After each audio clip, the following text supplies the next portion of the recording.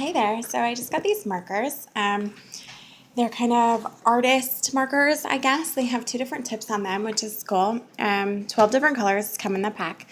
One thing I did notice was there's no purple in here. There's two different pinks, which I thought was kind of interesting. But I was definitely missing the purple when I first got it, so I was kind of upset about that, but no big deal. So these are interesting because they have two different tips on them. So here's the larger one. And I've used these a few times. My daughter's used them a couple times. And you can see that the end there is already kind of starting to get like that fuzz going on. So there's that end. This end is very, very tiny. You can barely even see, maybe if I do that, the little pink end to it right there. So this side is definitely good for little tiny areas. So these are very wet markers on the large side. I'll show you what I mean by that. So I have this coloring book. So I did this completely with these markers. And these little dots, those were done with the smaller end. That worked so well. These small spaces were also done with that smaller end. And what I mean by they're wet is you can see they're really close to coming through. You want to be really careful if you're using a coloring book. I would recommend taking the page out or putting a paper in between. My daughter actually colored back here a little bit, and you can see she was having a little bit of trouble with the larger side of the pink kind of going outside the line, but then also it kind of bled through a little bit. So you definitely want to know that they are thick.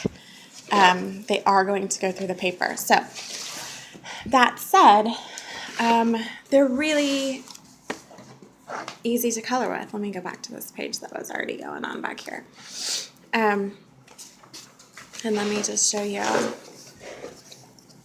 So here's the larger side of the red.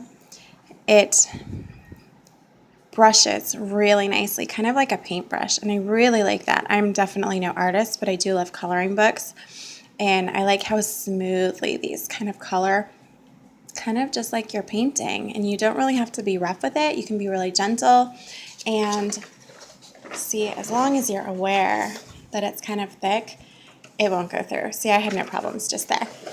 And then I switched to the small side. The small side is just fabulous for these little tiny dots.